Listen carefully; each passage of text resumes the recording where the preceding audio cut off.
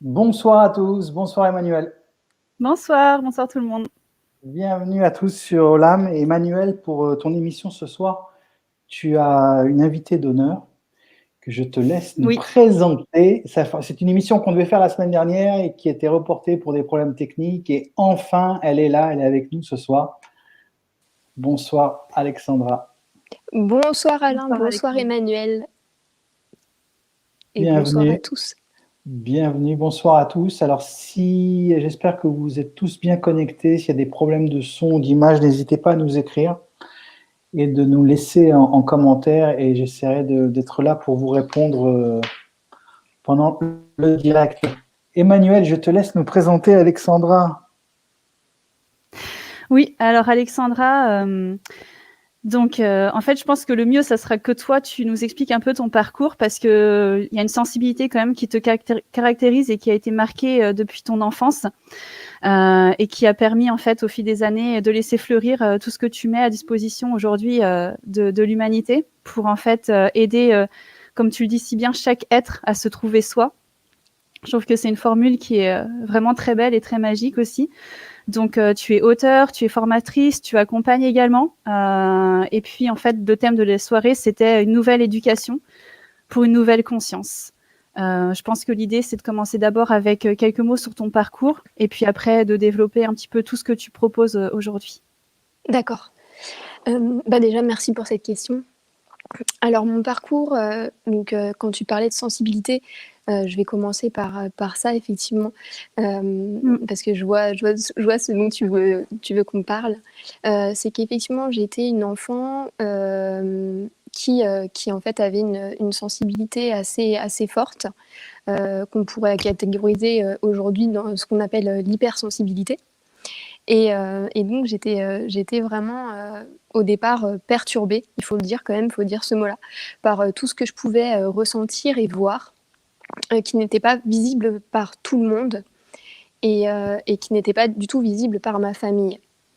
Et donc c'était assez, déroutant pour moi. J'ai essayé d'en parler et puis, j'ai vite compris en fait que c'était, très, très, délicat et que, personne n'allait pouvoir en fait répondre à mes interrogations, à mes questions. Et comme beaucoup d'enfants en fait à cet âge, les choses que je voyais, c'était principalement au départ des morts en fait. Donc c'était pas Mmh. forcément des choses qui sont très très belles. Ça me faisait très peur. Mmh. Et du coup, c'est pour ça après que j'ai été vraiment très intéressée au départ par la mort, par vraiment qu'est-ce que c'est réellement la mort. Donc c'était un sujet Mmh. qui m'a beaucoup intriguée et passionnée.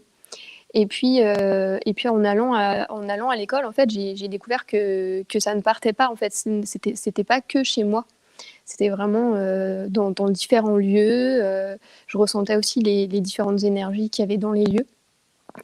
Et puis, au fur et à mesure des années, ça a grandi et ça a évolué, ça s'est transformé. Et puis là, j'ai commencé plutôt à voir comme des petites scènes, des petites histoires aussi, quand je parlais quelquefois à des gens.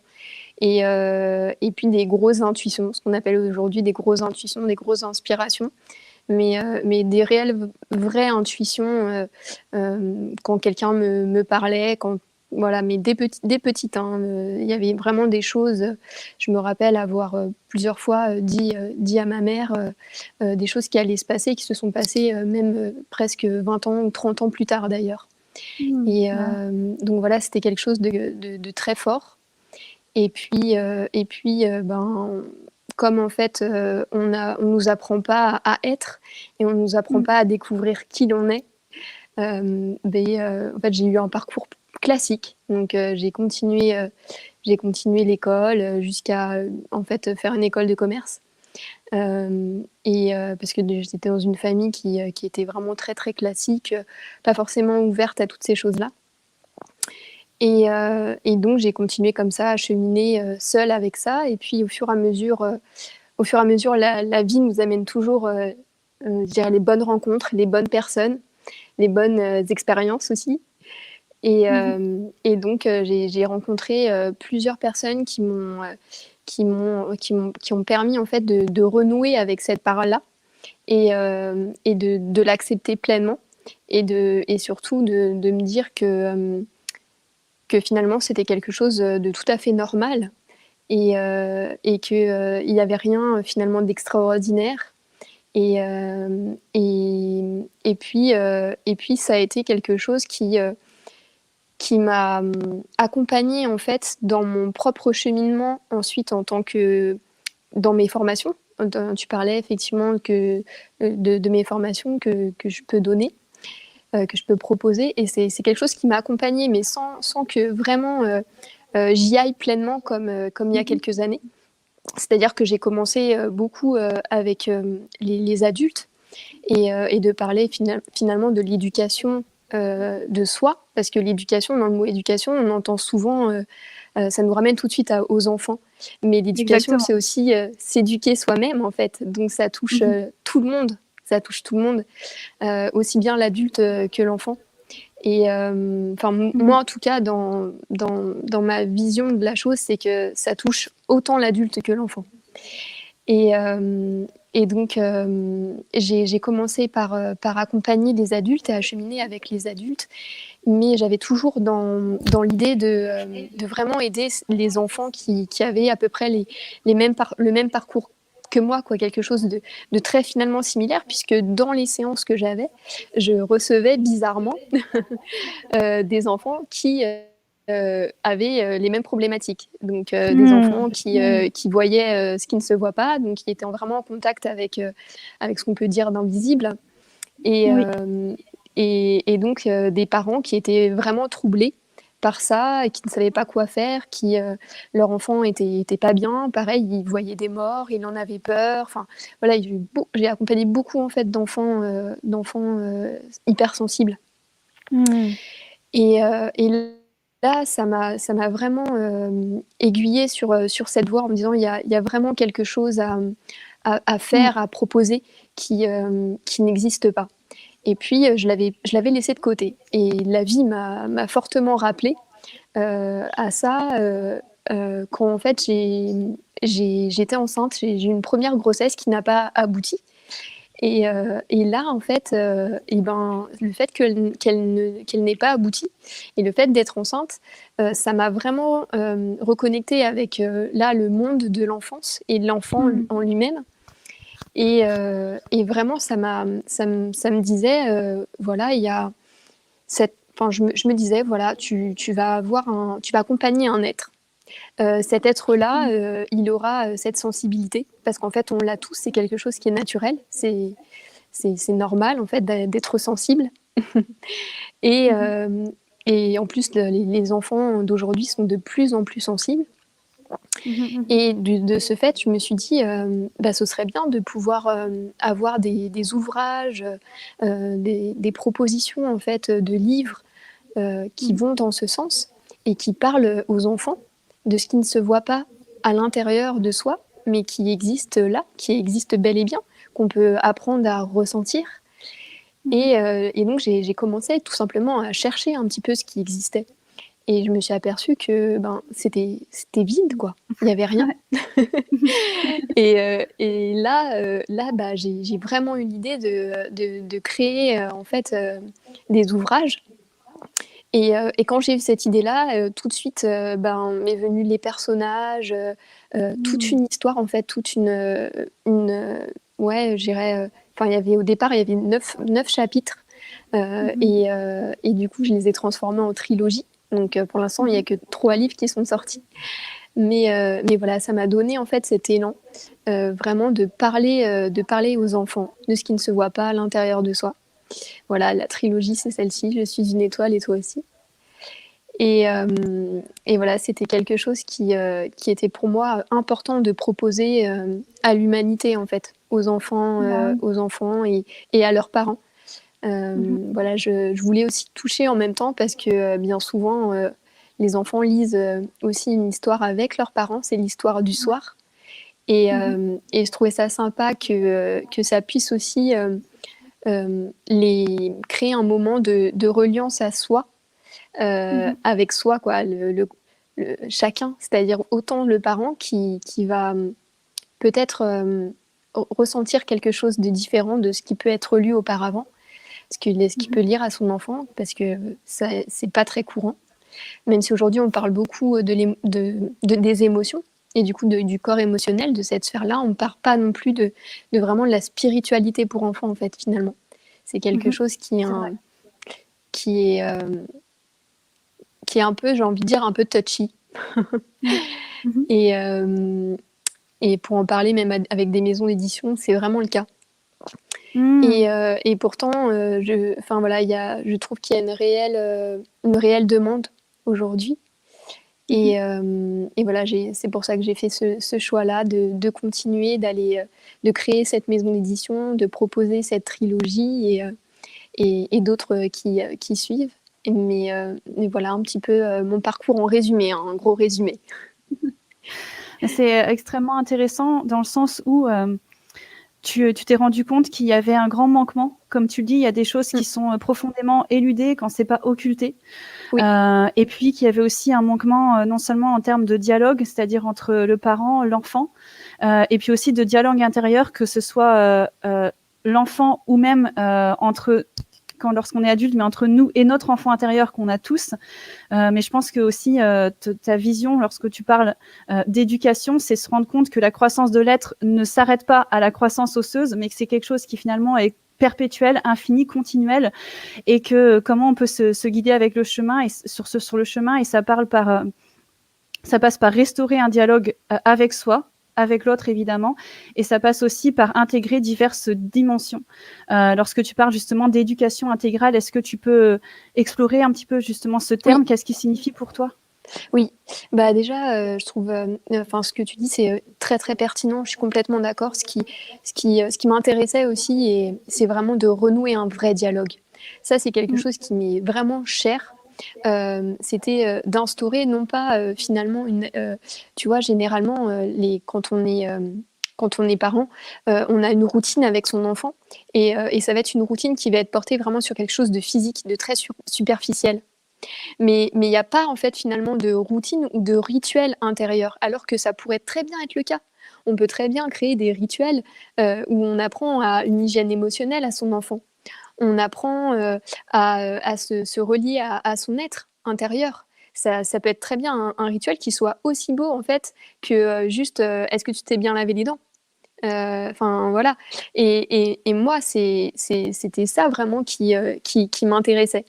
Et pour répondre à la suite de ta question au niveau de l'éducation intégrale, oui, c'est que aujourd'hui, on peut le voir, bon, on le voit très très franchement à l'école, l'éducation est portée uniquement sur une sphère, qui est la sphère intellectuelle. C'est une éducation à l'intellect, uniquement. Alors il y a un peu effectivement la sphère physique, donc on a quand même des activités sportives, mais c'est pareil, on n'apprend pas non plus vraiment les capacités de notre corps. On n'apprend pas l'auto-guérison. On n'apprend pas à se guérir. Donc en fait, on va pas jusqu'au bout non plus de cette éducation au corps physique.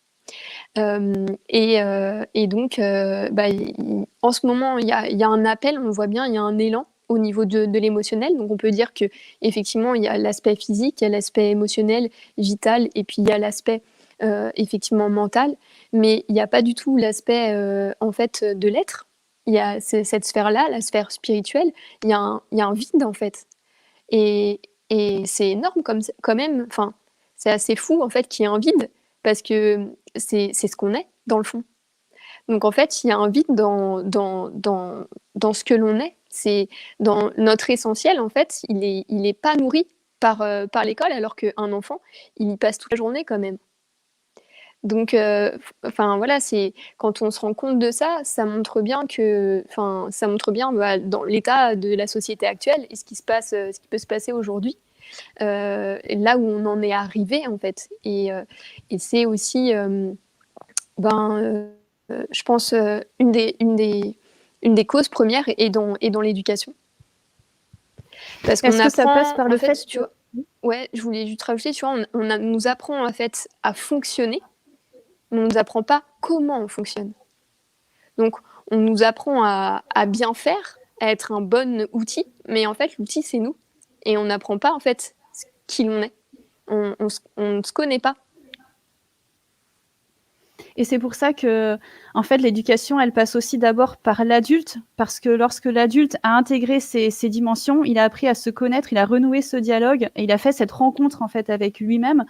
Il peut stopper, en fait, ce schéma de perpétuer quelque chose qui du coup va se transmettre sur l'enfant, qui lui va souffrir aussi de ce manque de reconnaissance, de compréhension.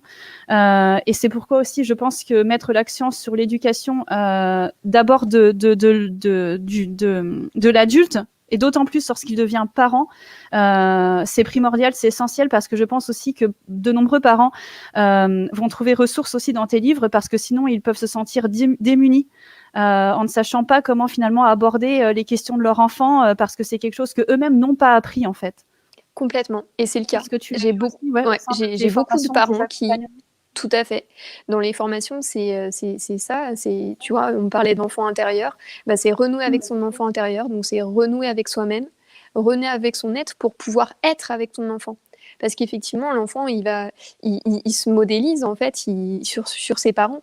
Son point d'ancrage, c'est ses deux parents. C'est pas que sa mère, c'est ses deux parents. C'est l'encre d'un enfant. Et donc, tout va venir, comment je dire, l'enfant va venir absorber en fait ce que sont ses parents et ce qu'ils font, mais ce qu'ils sont, parce qu'on fait en fonction de ce que l'on est. Et ça, ça va avoir une incidence, en tout cas sur lui, sur son devenir. Et effectivement, plus le parent, en fait, et là, j'aimerais en fait qu'on propose, je dirais, je sais pas comment on pourrait le proposer, la forme que ça peut prendre, mais c'est égal en fait, mais j'aimerais qu'il puisse exister effectivement un accompagnement à la parentalité, mais en amont, pas la parentalité, voilà, vous êtes parent, on vous accompagne à être parent, non, c'est bien en amont en fait. C'est bien en amont.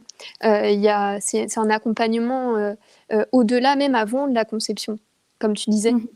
Plus en fait l'adulte qui n'a pas encore d'enfant va se connaître, va savoir ce qu'il est, plus en fait il va être épanoui, heureux.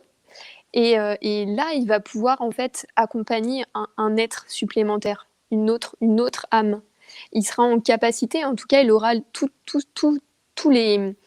il aura tous les éléments, je dirais, à sa portée, parce que tout est à l'intérieur de soi.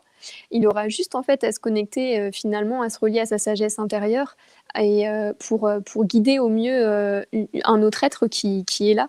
Il aura acquis toute cette intelligence du cœur, toute cette intelligence émotionnelle, toute cette capacité aussi d'observer l'enfant sur ce qu'il est et sur non pas ce qu'il n'est pas, mais voilà, d'être vraiment présent à ce qu'il est.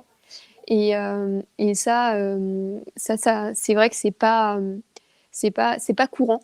C'est pas courant, mais il y a un réel changement à mettre en œuvre. Et d'ailleurs, je trouve que c'est de plus en plus présent. C'est de plus en plus présent en ce moment. Il y a beaucoup de personnes qui s'interrogent et qui s'y intéressent. Alors après, on s'y intéresse souvent aussi uniquement, c'est marrant parce qu'en fait, on va s'y intéresser beaucoup quand l'enfant est déjà là, c'est-à-dire quand on devient parent. C'est ce que je remarque, ça fait en fait, il y a un traumatisme qui se crée, il y a vraiment c'est vraiment un changement radical et qui se passe à l'intérieur de chacun, donc de la mère, du père. Et là, les gens vont commencer à se poser des questions. Et puis, soit ils vont vraiment aller regarder ça en eux, soit pas. Et c'est quand l'enfant, là, il va venir les questionner plus tard, quand il va avoir la parole. Là, ça va revenir vers eux. Ça va être une nouvelle occasion, une nouvelle opportunité pour eux d'aller regoûter. J'ai envie d'aller regoûter à ça, à soi. Et là, généralement, c'est à ce moment-là que c'est pour ça que généralement les gens disent voilà, mes enfants m'ont réveillée, m'ont tout appris, ce sont mes maîtres. Et ça fait cet effet-là. C'est que forcément, au contact d'un enfant, on ne peut qu'être en contact avec soi-même parce que les enfants sont en contact avec cet absolu. Et donc rien qu'être en présence d'un enfant, ça éveille en fait en soi cet absolu aussi qui est présent en C'est, chacun de nous. c'est justement ce que je voulais souligner avec toi, soulever avec toi, puisque lorsqu'on parle d'éducation, on parle pas. Je pense qu'il faut aussi changer le regard par rapport à ça. C'est pas moi en tant qu'adulte, je vais te dire ce que tu dois penser, ce que tu dois faire, comment tu dois agir, comment tu dois être. Et le titre de tes formations, en fait, au cœur de l'enfant, au cœur de soi, il y avait la notion d'être au cœur, en fait, de l'être, parce qu'en fait, peut-être que cet enseignement, de toute manière, il va émerger naturellement de ce cœur. Et comme tu le disais par rapport à ton propre parcours, en fait, tu voyais les choses et pour toi, ça n'était pas normal, mais en fait, ce que tu as découvert, c'est que c'était légitime parce que ça t'appartenait, ça faisait partie de toi, de ton histoire, de qui tu es, de ce que tu es venu transmettre également. Et donc, je pense que enfin, tu vas m'expliquer ça, mais cet accompagnement, c'est pas imposer un savoir à quelqu'un, mais c'est simplement l'aider à découvrir ce potentiel qu'il porte en lui et qui va passer par le cœur, en fait, cette exploration du cœur. Oui, et c'est marrant ce que tu me dis là, parce qu'en fait, toute la journée, j'ai eu, si tu veux, comme des rappels par rapport à cette émission ce soir. J'ai vu plein de choses sur les réseaux sociaux qui parlent de pédagogie, tu vois. Des intelligences multiples, et donc il faut telle ou telle pédagogie pour telle et telle forme d'intelligence. Mais en fait, j'ai envie de dire, il n'y a qu'une pédagogie, quoi. C'est la pédagogie de l'être, tu vois. C'est la pédagogie du cœur. Donc en fait, il n'y a pas besoin de pédagogie, parce que chacun, en fait, en étant à l'écoute de soi, on va créer sa propre pédagogie. Nous sommes des êtres créateurs, donc en fait, une fois qu'on est relié à soi-même, à soi, on va pouvoir toucher en fait à sa sagesse intérieure, à ses ressources, à sa capacité d'apprentissage, à sa propre manière d'apprendre. On dit souvent, un enfant, on ne lui apprend pas comment faire pour parler, mais il parle. Donc un enfant va apprendre tout seul, en fait. L'apprentissage, apprendre, c'est naturel. C'est naturel. Comme tu disais au tout début, on va apprendre toute notre vie. On va grandir et évoluer toute notre vie. Donc, il n'y a pas besoin de paniquer sur l'évolution de l'enfant. Tu vois. On évolue. Mais voilà, pour moi, il y a effectivement pas de pédagogie. La seule pédagogie, c'est effectivement la pédagogie, elle se trouve à l'intérieur de soi, dans son cœur, dans son âme. Et c'est ça, en fait, qu'on a oublié. Et c'est ça, pour moi, qu'il nous faut absolument retrouver aujourd'hui. Et là, en fait, naturellement, on va savoir, l'enfant déjà va savoir vers quoi se tourner, qu'est-ce qui l'anime, à quoi il aspire. Et l'adulte va pouvoir aussi être présent à ça. Et en étant dans cette présence-là, il va pouvoir complètement guider l'enfant. Il ne va pas, comme tu disais, intervenir. Il va être là pour le soutenir, lui apporter ce dont il a besoin pour qu'il se nourrisse. Mais il n'a pas à intervenir, je dirais, plus que ça. Bien sûr, il va poser un cadre parce qu'il est naturel, ce cadre-là, mais un cadre qui permet de donner une sécurité et une protection. Mais je crois que vraiment, l'idée, c'est de pousser à cette liberté d'être et à ce libre progrès, en fait. À ce libre arbitre, du coup, et à ce libre progrès. Et d'apprendre vraiment le plus tôt possible à l'enfant le discernement.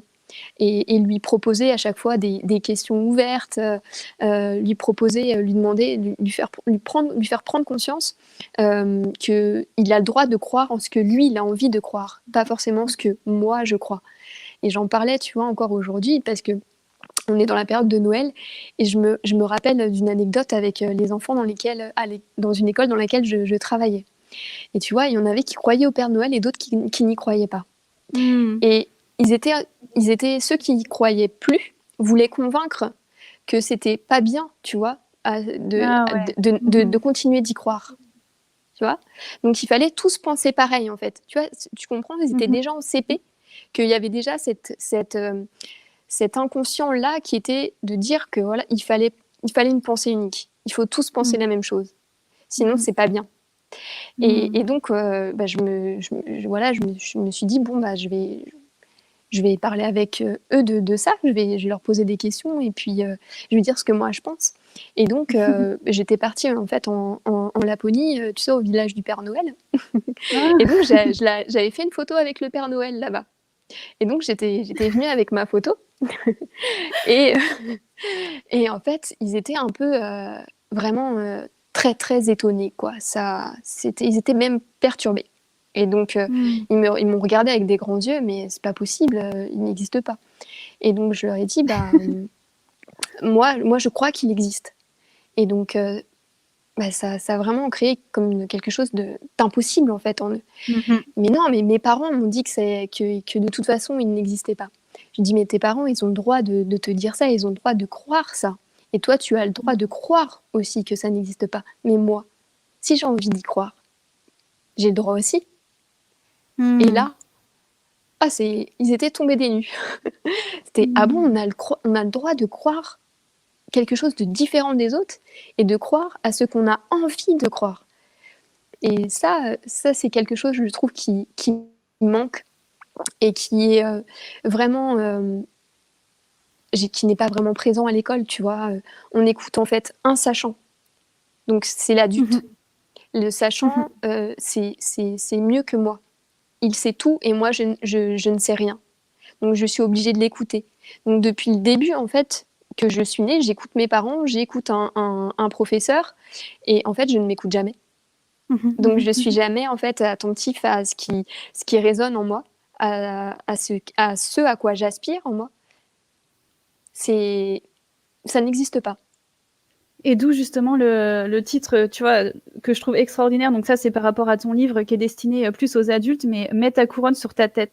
C'est absolument extraordinaire parce qu'on parlait de légitimité tout à l'heure, mais là, ça vient même renforcer ce mot que j'ai déjà entendu aussi aujourd'hui, tu vois, en préparant l'émission, mais c'est de souveraineté intérieure, c'est-à-dire tu es souverain dans tes croyances, dans ce que tu penses, dans ce que tu es, dans ce que tu vibres, dans ce que tu ressens, en fait, et c'est légitime et tu as le droit. Enfin, quand tu disais tout à l'heure que c'était pas un affront de dire que toi tu croyais, mais que tu avais le droit et que ça devait être aussi accepté, intégré, enfin, ça force le respect et c'est aussi, ça prend soin de la relation qu'on a avec nous-mêmes et de la relation qu'on a avec les autres, encore une fois, sans vouloir imposer, mais en respectant l'espace de chacun.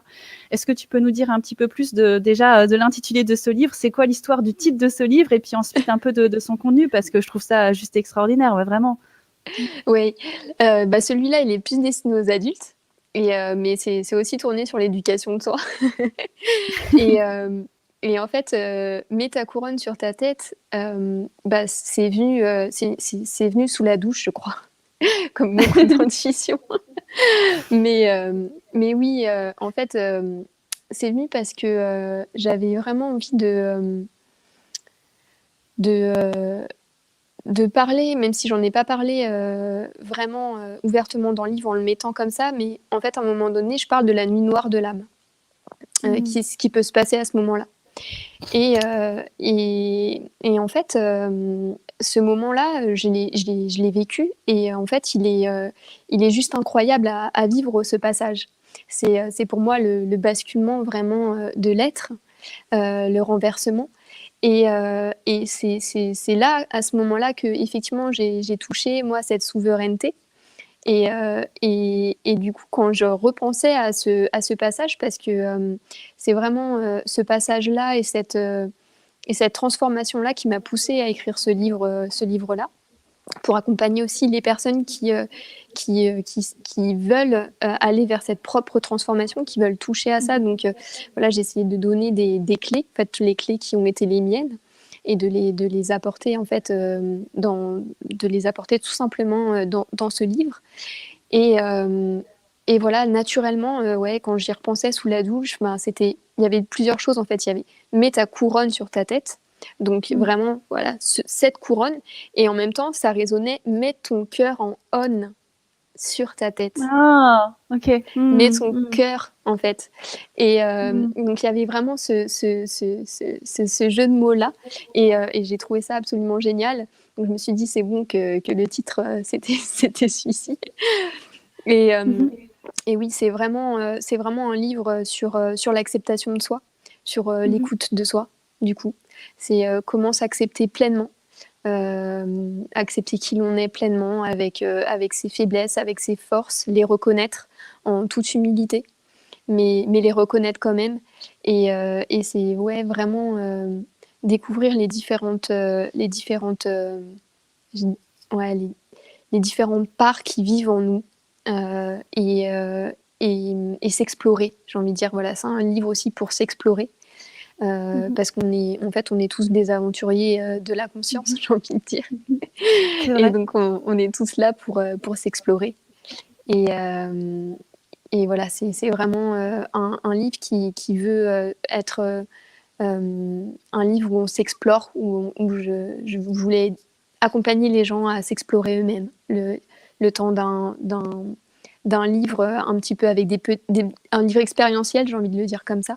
Parce qu'il y a des petites pratiques dedans, des jeux, des pratiques, parce que j'aime bien aussi, dans les accompagnements, pouvoir renouer avec la part créative qui vibre en chacun, qui est pour moi extrêmement importante, avec aussi un aspect ludique, parce qu'on est toujours dans quelque chose de très mental. Et alors que l'aspect ludique, en fait, finalement, on va toucher tout de suite à d'autres sphères. Et quelquefois, c'est très parlant. Et c'est la simplicité, je trouve, que amène de la clarté intérieure et amène finalement une lucidité et puis comme un tilt intérieur, en fait. Ça, voilà, je trouve que, en tout cas, pour ma part, la simplicité me touche beaucoup. Et, Absolument. Et voilà, c'est ce que j'essaye de faire dans les livres tout à fait pour adultes et pour enfants. Parce que je pense que justement là tu soulèves aussi quelque chose qui est extrêmement crucial, en tout cas à mes yeux aussi, c'est la part du jeu, donc J-E-U, Oui. mais c'est de mettre un petit peu plus pas de fantaisie, mais en tout cas cet aspect de voir la vie comme finalement une grande pièce de théâtre ou un jeu. Et notre mental a tendance à rejeter, non, ça c'est mal, ça c'est faux, ça c'est pas bien. Et c'est très grave, en fait, c'est très lourd et ça nous pèse, ça nous oppresse. Et c'est vraiment une des plus grandes causes aussi de souffrance. Alors que si on menait un petit peu de légèreté là-dessus, qu'on voyait les choses un peu différemment avec le regard de l'enfant aussi. Moi, plusieurs fois aussi, je l'ai vu, c'est-à-dire qu'il y a un enfant qui a un gros chagrin et qui est pris dans sa douleur. Et puis on lui agite une petite peluche comme ça. Et puis d'un coup, il y a un sourire qui s'éclaire et c'est juste incroyable parce qu'en fait, effectivement, comme tu dis, le jeu fait rentrer une sorte de brèche, en fait. Ça fait une sorte de bypass et d'un coup, il y a quelque chose qui s'éclaire, qui s'illumine et puis la conscience rentre différemment. Oui. J'aimerais peut-être que tu développes un petit peu ça, mais je trouve Oui. que c'est essentiel et c'est pas ce qu'on trouve aujourd'hui dans le développement personnel où c'est encore d'une synthétisation d'informations très mentale et il n'y a pas cet aspect ludique qui en fait va toucher encore une fois directement le cœur puis ça s'ouvre. C'est ça. Bah, tu vois, dans le jeu, il y a le mot joie, en fait. Et en fait, dans le jeu, bah, on active en fait cet espace-là, on active ce centre-là, voilà, on active le soleil intérieur en fait, tout simplement. Donc on active ce centre éthérique, et forcément, ben ça ouvre comme tu dis, ça ouvre le cœur, ça ouvre d'autres espaces, et tout de suite, du coup, ben le mental, boum, il est plus là, quoi. Enfin, il est là, mais en observateur. Et il est plus là aux commandes. Et donc, quand on rejoint la souveraineté intérieure, c'est que, voilà, c'est qui est aux commandes. Et est-ce que c'est vraiment moi ou est-ce que c'est une part de moi? Donc, tu vois, des fois, ça marche bien aussi sur les adultes, c'est que j'imagine en fait les différentes parts de moi comme des petits, je les appelle les mini-moi, tu vois, c'est des petits bonhommes. Et du coup, tu vois, c'est des petites figurines, des petits amis, quoi. Mais ça rend tout de suite la chose beaucoup plus détendue, beaucoup plus légère, comme tu disais. Et finalement, ben on va tout de suite moins se prendre au sérieux. Tu vois, le personnage qui met plein de masques, lui, il va se détendre un petit peu. Il va se détendre et puis il va pouvoir passer en arrière-plan, tu vois, mais il va pas être là. C'est pas lui qui a la couronne, tu vois, c'est pas lui qui a la couronne. Et le jour, justement, je peux m'amuser aussi à ça. C'est vraiment, si un jour je vois que c'est lui qui a la couronne, ben, je peux rigoler aussi de ça. Et puis je peux replacer la couronne au bon endroit, tu vois. Mais voilà, il faut se détendre avec soi-même, il faut rigoler de soi. Et comme tu disais, les enfants le font très bien. Mais pareil, encore une fois, on les coupe aussi de ça, puisqu'il faut être très sérieux, il faut pas rigoler, il faut pas parler, il faut rester à sa place. Enfin, voilà, donc on se coupe aussi de ça. Et pourtant, tout ce qui peut être ludique va vraiment toucher le cœur, il va pas toucher effectivement la tête. Et ça, c'est essentiel aujourd'hui, d'aller retoucher, renouer avec son cœur et pas avec sa tête. Et comme tu justement, disais, dans le développement personnel, je trouve qu'il y a beaucoup, en fait, il y a aujourd'hui beaucoup d'informations. Donc ça, c'est bien. Il y a des choses dont on n'avait pas accès avant. Donc ça, c'est très bien, puisque quelquefois, la prise de confiance doit se faire avant au niveau mental. Mais il peut y en avoir qui se font dans d'autres espaces aussi. Et on n'a pas forcément toujours besoin d'une compréhension mentale pour se transformer. On n'a pas besoin de tout comprendre.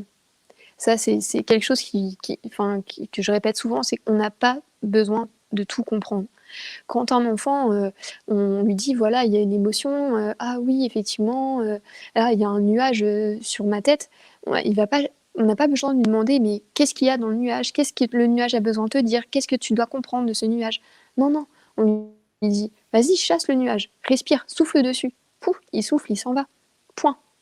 Et c'est très bien comme ça. Il n'y a pas forcément besoin d'aller gratter. Parce qu'en allant aller gratter et se concentrer sur ce qui va mal, sur le négatif, on finit par finalement rester dans ça, broyer en fait du noir, rester dans ces miasmes-là. Et en fait, on oublie l'essentiel, on oublie le reste. C'est ce que je disais dans ce que j'ai écrit tout à l'heure, c'est que on se centre sur quoi? On se concentre. Et donc plus on va se concentrer sur le négatif en soi, plus en fait on va se centrer sur ce qui est négatif en soi. Et donc négatif chez les autres, négatif autour de soi. Et donc là, on est dans un marasme en fait intérieur et des marécages quoi. Et on va s'enfoncer dedans et puis on peut continuer à s'enfoncer longtemps comme ça. Alors que oui, en ramenant beaucoup plus de légèreté, parce que la légèreté, tu vois, c'est aussi quelque chose qui vient nous élever, c'est élevant. Ne pas comprendre aussi, ça relâche en fait, on relâche la pression. Et ça, ne pas comprendre, eh bien, c'est vrai que c'est le personnage, c'est la personnalité qui veut comprendre, c'est le mental qui veut comprendre. Mais lui, le mental supérieur, l'être que l'on est, il sait déjà. Il sait déjà ce qu'il a besoin de savoir. Et tout est à l'intérieur de soi. Donc finalement, on n'a pas besoin de vouloir autant se rassurer. Et la part qui veut se rassurer, c'est la part qui veut contrôler. Mais c'est pas la part qui veut être et jouir de la vie, tu vois, et qui veut s'expanser et s'épanouir et qui a accès aux connaissances dont elle a besoin, puisque si je m'écoute et si je suis à l'écoute de moi en permanence, j'ai accès aux connaissances, aux sagesses dont j'ai besoin pour réaliser ce à quoi j'aspire. Donc ça vient, je dirais que ça vient vraiment... j'ai envie de dire que ça vient, comment je pourrais dire ça, mais aplanir, adoucir, arrondir beaucoup de j'ai envie de dire comme ça, de masturbation mentale. Mais tout à fait, mais absolument. C'est à peu près le thème que j'allais employer aussi, parce qu'effectivement, en tant qu'adulte, on cherche tellement à raisonner. C'est-à-dire qu'à chaque fois qu'on a face à un événement de la vie, que ce soit bien ou mal, on cherche à justifier, et puis donc on part dans des élaborations, des élucubrations qui n'en finissent plus en fait. C'est de la faute de ma mère, de mon père, de quand j'avais 3 ans, que j'ai vu un chat manger un pigeon, que tu vois, bref, enfin tu vas toujours trouver une justification. Ouais.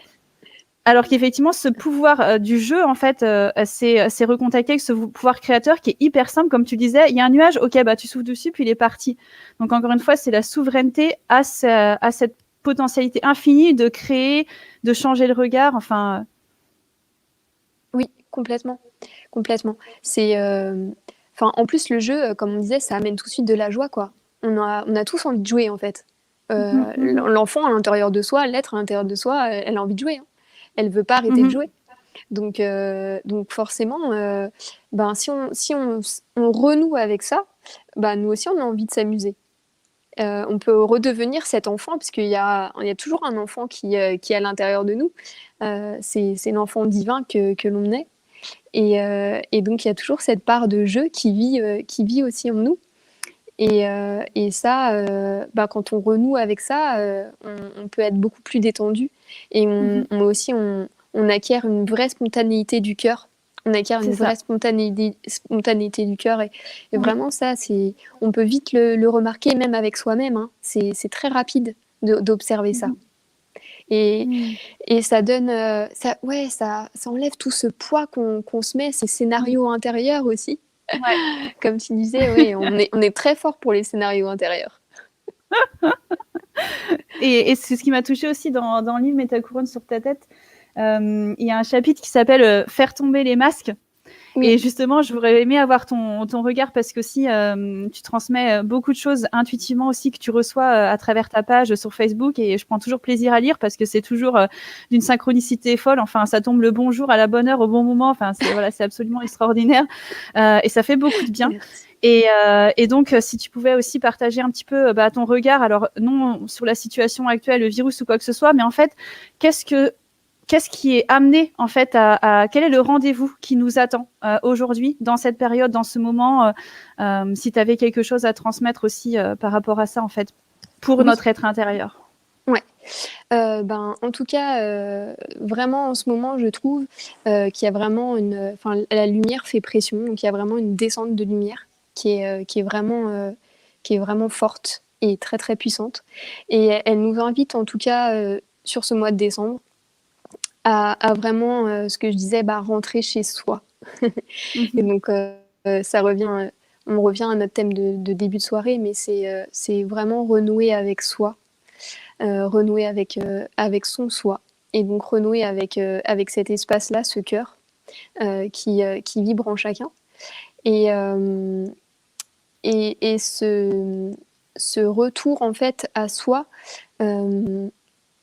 amène un changement vibratoire à l'intérieur de soi-même très radical, je trouve, où on peut presque même être un petit peu perdu, puisqu'on avait beaucoup de repères, même si c'était des repères avec soi-même qui étaient déjà des repères, je dirais, de reliance, même si on était déjà dans cette voie-là, il n'empêche que ces repères-là tombent aussi. Comme si on nous invitait à perdre encore plus profondément ces repères, comme si on était vraiment mis à nu, vraiment nous demander d'être nus. Et en fait, je dis souvent que il y a que quand on est réellement nu qu'on peut réellement se trouver et se regarder et se rencontrer. Et je trouve que cette période amène réellement cette rencontre. Et je trouve ça justement très, très beau.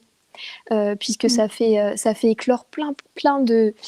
je vois beaucoup de gens se transforment, en fait, et beaucoup de gens ont envie de changements radicaux, que ce soit dans leur vie personnelle, dans leur vie professionnelle. On voit que beaucoup de gens, en fait, se ne sont pas écoutés auparavant, donc on fait un métier parce qu'il fallait faire, et on nous apprend à faire. Donc, ils ont fait, mais ils ne sont pas. Donc ça veut dire qu'ils ne sont pas heureux dans ce qu'ils font. Et aujourd'hui, il y a un réel basculement, c'est-à-dire qu'on leur demande, c'est nous demander d'être ce que l'on est et de faire en fonction de qui l'on est. Et du coup, il y a des ajustements. Tu parlais de jeu, on va reparler, tu vois, il y a une image qui me vient, c'est le puzzle. On fait tous partie de, comme je disais dans le tome 3 du livre, tu vois, d'un jeu d'amour. C'est un jeu d'amour, la vie. Et en fait, on est tous sur un puzzle. Et si tu vois, si on n'est pas bien placé sur le puzzle, c'est-à-dire qu'on prend une place à quelqu'un d'autre. On prend la place de quelqu'un d'autre. Et du coup, on n'est pas bien positionné et on empêche finalement un autre de se positionner aussi à sa place. Et donc, du coup, d'être souverain de ce qu'il est et de ce qui doit émaner de lui. Et l'idée, là, c'est justement, on est tous en train, comme si on était tous en train de se replacer. Et du coup, quand on est bien placé, on peut bien s'emboîter les uns avec les autres. Oui, oui. Et pour moi, c'est ça qui est en train de se passer. Mm. Mm. C'est Ah, je vraiment, comprends. on est tous en train, tranquillement, de vraiment bien se replacer et de se repositionner chacun. Et plus en fait on va se positionner, plus en fait on va permettre aux autres d'être aussi de prendre leur place. On va aussi leur proposer ça, de prendre la place qui, qui leur place, je dirais le mot juste, c'est ce qui est juste en fait pour chacun, d'aller vers ce juste, vers sa propre vérité, vers sa vraie, cette vérité d'être là, qui vibre en chacun de nous. Mm. Mm. C'est magnifique ce que tu dis parce que ça me fait penser, tu vois, ce puzzle. Et quand tu parles aussi des enfants, j'avais lu aussi sur ton site internet que c'est vraiment l'avenir. Et donc, c'est essentiel de les aider à déployer ce potentiel qu'ils portent en eux. C'est qu'on va tous ensemble, tu vois, ce puzzle, ça va laisser un héritage pour l'humanité tous ensemble. Et puis, mais pour ce faire, il faut qu'on recontacte, qu'on prenne contact et connaissance avec ce propre héritage avec lequel on vient. Parce qu'effectivement, un enfant, quand il naît, il est tout nu comme ça. Mais en fait, non, il est plein d'une mémoire qui ne demande qu'à fleurir, en fait. Et donc, c'est vraiment une question aussi, je trouve, d'héritage, de continuité, de lignée. Qui ramène toujours à la rencontre, mais je suis très touchée par ce que tu partages, parce que c'est comment les uns les autres, en fait, nos propres héritages vont se rencontrer et vont faire fleurir quelque chose qui va être tout à fait singulier, en fait, ensemble. Oui, oui, c'est ouais, c'est complètement ça. C'est plus en fait on est plus on apprend en fait à se connaître, plus on touche à notre unicité. Mhm. Plus en fait on touche à cette unicité, plus on va toucher à l'universalité. Oui. Et, et, et en fait, c'est peut-être ça qu'on n'a pas encore touché aujourd'hui, mais qui nous est proposé, tu vois, Mm. d'aller vers ça, de, de, de créer ces fondations-là, de ce nouveau monde-là. Mm. Oui. Est-ce qu'on a quelques questions pour terminer la soirée? On a beaucoup de commentaires, je vois. Je suis de retour un petit peu, je vais vous déranger, c'est passionnant. Je vais prendre 2-3 commentaires et 2-3 questions. Vous m'entendez? Ouais. Oui. Ok. Ouais, j'aurais une question pour toi, Alexandra, juste avant de prendre. Je voulais avoir ton regard aussi sur deux choses un peu plus d'actualité. D'abord, il y a un débat actuellement sur l'école obligatoire et sur le fait, à partir de Alors 3 moi, ans. je vous entends plus. Enfin, Ah, ça brouille. non, tu m'entends là? Moi, je Est-ce que t'entends, tu Alain. nous entends? Ouais. Peut-être que je m'en aille à nouveau, ce sera plus simple. Attends, je m'en vais. Voilà. Est-ce que tu nous entends? Non, c'est, enfin, je vous entends, mais c'est strié. Et là, c'est mieux? Ouais, Est-ce un que petit peu mieux. Ouais. Alors, est-ce que tu m'entends juste? Refais ma question rapide. Il y a un débat en ce moment sur l'école obligatoire. Je voulais avoir ton regard là-dessus. Si pour toi, c'est une Alors, catastrophe, c'est une privation de est-ce liberté. que tu peux essayer maintenant que je vois si j'ai Là, tu amélioré? m'entends? Je me Est-ce suis que tu déconnectée m'entends du mieux? Wi-Fi. Peut-être que c'est mieux pour moi. Je vous entends Là, peut-être mieux. j'ai plus d'image là. Emmanuel, est-ce que tu vois Alexandra? Moi, je l'ai en freeze total. Ouais. Est-ce que c'est bon? Alexandra, Vous tu nous m'entendez? entends? J'ai plus rien là. J'aurais mieux fait de pas intervenir, hein, Emmanuel. Bon, ben, je vais vous laisser, je vous laisse finir et puis ça sera plus clair. Là, c'est bon. Euh, Là, je Là, c'est suis. bon? Ouais, je t'entends bien. Qu'est-ce que je disais? Je posais une question sur l'école obligatoire, Oui. sur le débat actuel, sur l'école qui serait obligatoire à partir. Est-ce que pour toi, c'est une grave entrave aux libertés? Comment tu vois ça? C'était la première partie de ma question. Et deuxièmement, on a parlé beaucoup de la petite enfance, mais il y a aussi toute la partie adolescence. Et moi, je vois les ados qui sont en demande de spiritualité à l'école et qui n'ont pas du tout, et qui ont envie d'apprendre un peu sur comment être Oui. et pas seulement comment faire. Et ça, c'est valable dans le système éducatif actuel qui ne propose pas du tout ça, sauf dans le système alternatifs. Je Oui. voulais avoir un peu ton regard, voilà, en quelques minutes sur tout ça, même si c'est un Oui, bien sujet sûr. très long. Ouais. Déjà, ouais, je suis complètement d'accord avec toi, hein. On a parlé peut-être, de l'enfance, on va dire, la maternelle, l'élémentaire, mais il y a aussi, collège et lycée. Il n'y a pas que, Exactement, enfin, oui. c'est ça vraiment, ça englobe tout parce qu'il y a vraiment, c'est une recherche en chacun, donc personne n'y est exempt.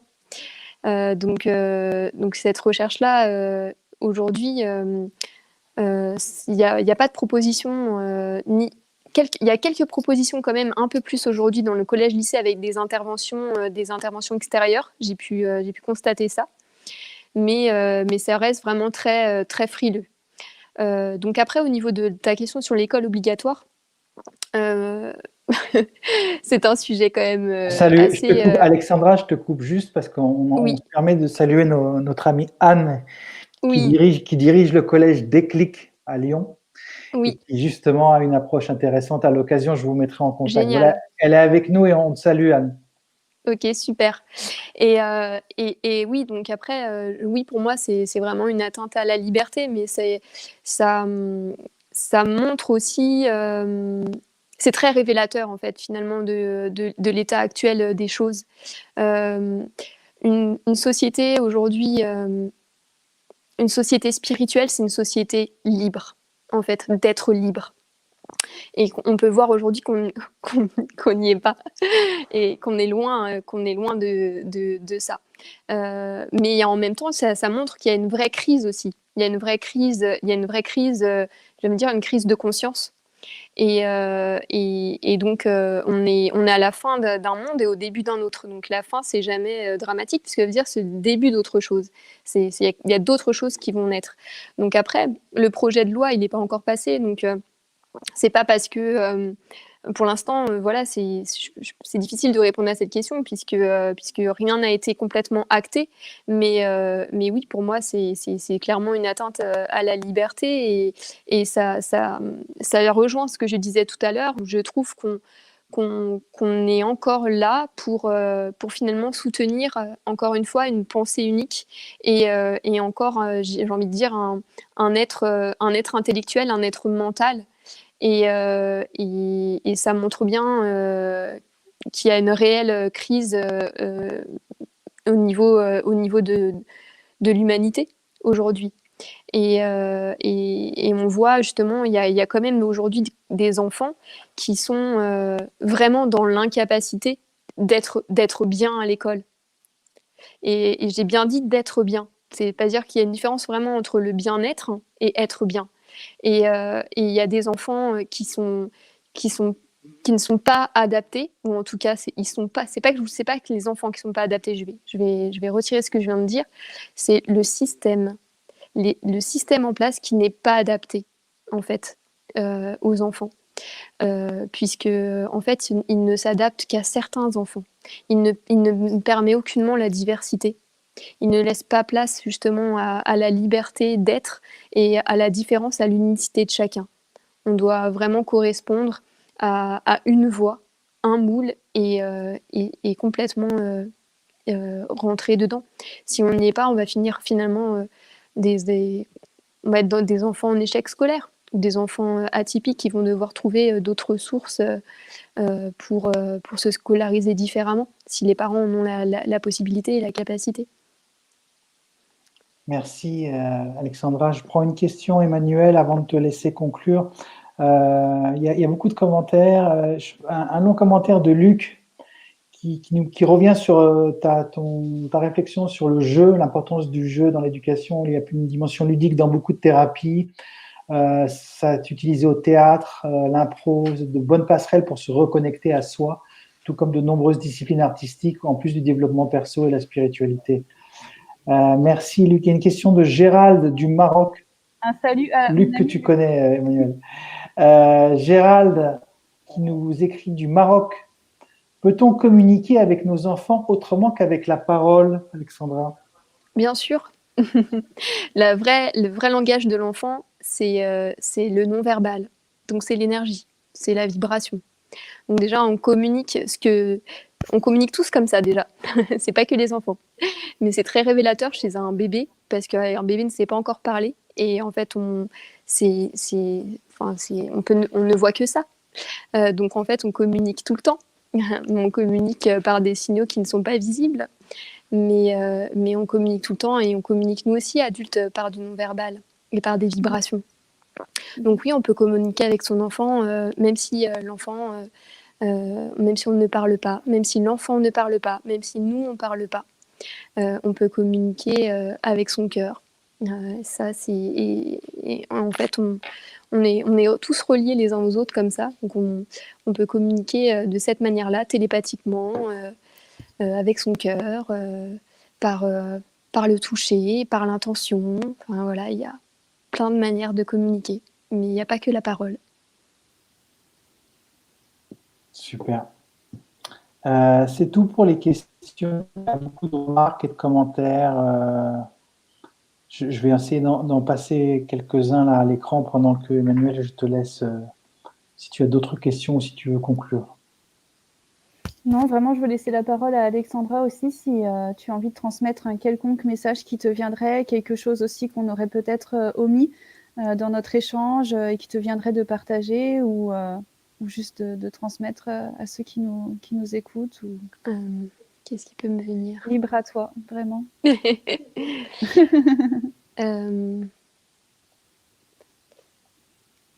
Ouais, j'ai envie de dire ça. J'ai envie de proposer aux parents de vraiment de s'écouter. Et à chacun finalement de s'écouter, même pas forcément aux parents. C'est pas forcément le mot parents, mais j'ai envie de proposer ça à chacun de s'écouter et d'aller vraiment d'oser vraiment aller vers ce qui l'anime au plus profond de soi-même, parce qu'en fait on sait toujours ce qui nous anime au plus profond de nous-mêmes. Il n'y a jamais une personne en fait qui ne sait pas ce qu'il aime dans la vie et ce qui lui donne finalement, ce qui le nourrit intérieurement. Mais on n'a pas été habitué à nourrir cette part-là en soi. Donc c'est vraiment ça que j'aurais envie de dire, de vraiment d'oser nourrir ce qui vibre en vous et de le faire grandir en vous pour que cela fleurisse naturellement. Parce qu'en fait, ça fleurit tout seul. On n'a pas besoin de faire 36 000 choses, de faire des efforts pour que ça fleurisse. Il suffit juste des fois de planter une graine et la graine, elle pousse. Et voilà, j'aurais envie de dire ça. Faire confiance à cette intelligence naturelle en nous qui sait. Complètement. De faire confiance à cette intelligence en nous qui sait, à ce savoir intérieur. Et voilà, de se fier à ça. Et que ça peut être simple. Voilà, ça peut être simple. La vérité, ce devrait d'être simple, c'est-à-dire que normalement, elle devrait être accessible à même un enfant et qu'elle n'est pas le propre de quelque érudition hermétique ou quoi que ce soit. Oui, complètement. Et d'ailleurs, avec les enfants, c'est très simple. Plus on est simple, plus c'est profond. C'est ça qui est marrant. C'est que plus vous êtes compliqué, moins il va toucher à cette profondeur. C'est fou, hein. J'avais un atelier le week-end dernier et ça m'a encore frappé. Et c'est vraiment puissant d'être au contact des enfants pour s'apercevoir de ça. Et d'ailleurs de ses propres failles aussi. Mais voilà, non, c'est dans la simplicité qu'on peut vraiment toucher à la profondeur. Et pour reprendre aussi ce que tu disais tout à l'heure et qui m'a aussi beaucoup parlé, qui fait écho de toute manière à la simplicité, mais c'est la spontanéité. Là, tu as employé le terme la spontanéité du cœur. Pour moi aussi, j'aimerais conclure également là-dessus. Les deux choses vont ensemble et c'est peut-être aussi ce qui nous manque d'une certaine manière. Oui, bah, avec l'histoire de nos masques intérieurs, quelquefois, on a de la difficulté, à être spontané, à oser dire ce que l'on pense naturellement, comme un enfant le dirait. Il n'y a pas de filtre, en fait. Lui n'a pas de filtre. Si on lui en a pas mis, il n'en a pas. Il n'y a pas de choses honteuses pour lui. Il n'y a pas de choses qui ne se disent pas. Tout peut se dire. Et tout a le droit de se dire. Oui. Et c'est renouer avec son cœur, c'est renouer avec cette spontanéité-là. Et c'est se donner le droit d'être pleinement soi. Et ça, ouais, je trouve que ça, en tant qu'adulte, ça nous manque beaucoup. Et on peut, d'ailleurs, je pense que ça vous est déjà tous arrivé de le ressentir dans des conversations où vous êtes là. J'ai pas envie de dire ça, mais je vais le dire quand même parce que bon, il y a telle et telle personne qui sont présentes. Qu'est-ce qu'ils vont penser de moi? Je vais passer pour qui? Donc en fait, on prend toujours un rôle qui n'est jamais ce que l'on est, malheureusement. Et puis après, on va culpabiliser. Et après, justement, on va se brimer. Et puis, au fur et à mesure, on va pouvoir aussi s'éteindre. Alors que cette flamme à l'intérieur de soi, elle a envie de s'expanser, elle a envie de nous réchauffer et d'être un véritable foyer, justement une véritable flamme qui s'expanse en fait, qui prend toute sa place. Et pour qu'elle puisse prendre sa place, et ben effectivement, comme tu le disais, c'est regardez, finalement, on est coincé avec le masque, on est coincé avec des entraves aux libertés, mais vraiment aussi créer de l'espace pour dégager un peu tous les enclos intérieurs qu'on a encore, et puis comme tu le dis, faire rayonner cette flamme qui ne demande qu'à ça. Oui, complètement. Super. On revient à chaque fois à ce besoin ultime d'un retour à la source et un retour à la maison, quoi qu'il arrive en fait. Oui. On a un merveilleux commentaire je pense que c'est ton amie Anne, qui dit « C'est ma sœur en vision éducative, en fait, et je ne le savais pas. » Ben voilà, Anne, tu as trouvé maintenant à qui parler. Et on a un long commentaire de Mescoubine. Julie, c'est mon amie Julie également. Je vous laisserai lire les commentaires. Alexandra, Emmanuel, vous pourrez aller sur la page et répondre aux commentaires, ce serait super sympa, parce qu'il y a plein de trucs sympas. Il y en a sur YouTube, parce qu'on est en direct aussi sur YouTube. Merci Alexandra. Merci à vous. Merci à vous, Alain, et à Emmanuel. Merci beaucoup. Merci Emmanuel. Et puis, j'ai l'impression que ça demandera une suite, cet entretien. Je pense. Voilà. C'est vrai qu'il y a tellement de choses à dire sur ces sujets qu'on peut partir sur beaucoup de choses. Et puis moi, j'avais noté plein de questions, tu vois, et puis finalement, je les garde pour la prochaine fois. D'accord. Je vous embrasse. J'embrasse tous les gens qui ont été présents avec nous. Et puis, merci à tous. La vidéo reste en replay sur la page tout de suite après, donc vous pouvez revoir et partager autant que vous voulez. Et puis, on se dit à très bientôt. Emmanuel, merci. Alexandra, merci encore. Merci à vous, vraiment. À très bientôt. Belle soirée. Belle soirée.